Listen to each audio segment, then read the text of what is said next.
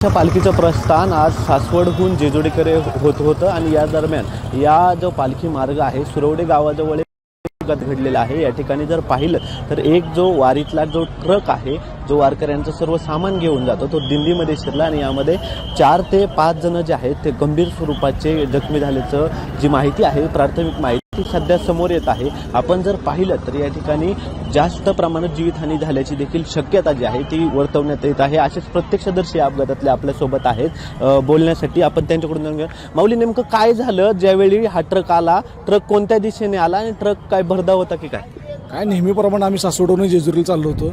जाताना उजव्या साईडनं सगळ्या लेडीज बायका वगैरे सगळ्या चालल्या होत्या, महिला मंडळ पुरुष वगैरे सगळे होते। अचानक पाठीमागे ट्रक आल्यानंतर सगळा बायकांना त्याने असं गोळा केल्यानंतर त्याने काय केलं, डिवायडरच्या लेफ्ट साईडला असं घासत नेलं। त्याच्यामध्ये जे काय खाली पडल्यात लेडीज वगैरे त्यांच्या एका डोक्यावरून कोणाचं गेलं किंवा एखाद्या 2 लेडीजच्या पायावरनं चाक गेलं।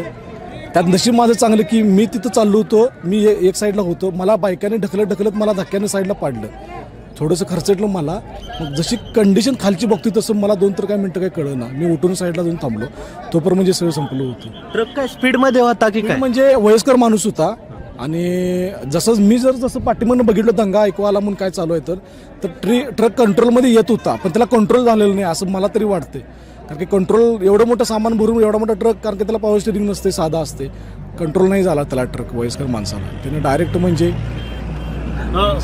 मग किती जण साधारण या ट्रक खाली गेली त्यावेळेस संपूर्ण, आणि काय एकंदरीत त्यांची परिस्थिती होती ज्यावेळी त्यांना बाहेर काढण्यात आलं? मी ज्यावेळी बघितलं उठून त्यावेळी एक आमच्यातली एक महिला की म्हणजे त्यांचं हे झालं होतं, त्यांना लागलं होतं, खर्चटलं होतं आणि एकाचं म्हणजे डोक्याला मार लागून त्यांचे मयत झाले होते। आणि आमचे जे सहकारी होते, मित्र होते, त्यांच्या आईला पायाला लागलं होतं, तो मांडर घेऊन बसला होता, पायाला म्हणजे जबर मारहाण झाली होती त्यांची, खरं म्हणजे चाक गेलं होतं। माऊली, तुम्ही होतात का इथे? मी होतो, पण मी पुढं होतो। मग काय झालं होतं नक्की?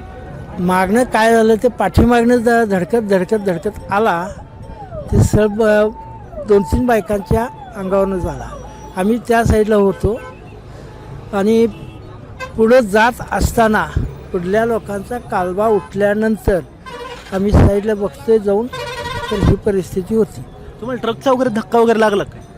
ट्रकचा धक्का म्हणजे काय झालं, मी चालत असताना पाठीमागं मला बायकांचा धक्का लागला आणि त्या बायकांना ट्रक गोळा करून येत होता।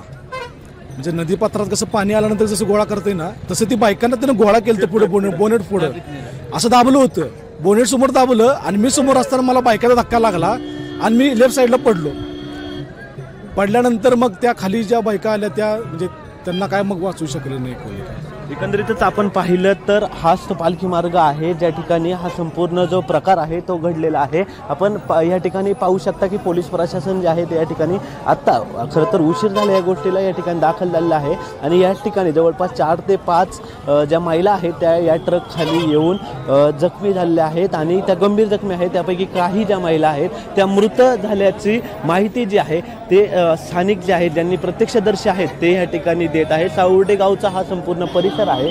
अगदीच पालखी असल्यामुळे अनेक जे वारकरी आहेत ते रस्त्यावर होते। रस्त्याची दुसरी बाजू जी आहे ती दुसरी बाजू सुरू आहे, मात्र या दुसऱ्या बाजूवर अनेक ज्या वारकरी महिला आहेत त्या देखील चालत होत्या। मात्र एक दिंडीतीलच असणारा एक भरधाव ट्रक जो आहे तो त्या ट्रकने या महिलांना चिरडल्याचं आपल्याला या ठिकाणी पाहायला मिळतंय आणि या ठिकाणी जी जीवितहानी झाली आहे काही झाली आहे का याच्याबद्दल सध्या काही माहिती मिळू शकलेली नाही आहे। पण जर आपण पाहिलं तर एकंदरीत दृश्यांच्या माध्यमातून या अपघाताची तीव्रता किती आहे हे आपल्याला या ठिकाणी पाहायला मिळतंय। त्यामुळे या संपूर्ण अपघातावर जे आहे ते अनेक वारकरी चिंता व्यक्त करत असल्याचे चित्र आपल्याला पाहायला मिळतं। कॅमेरामन दिनेश सिंगसह प्रथमेश तांबे, LS मराठी, पुणे।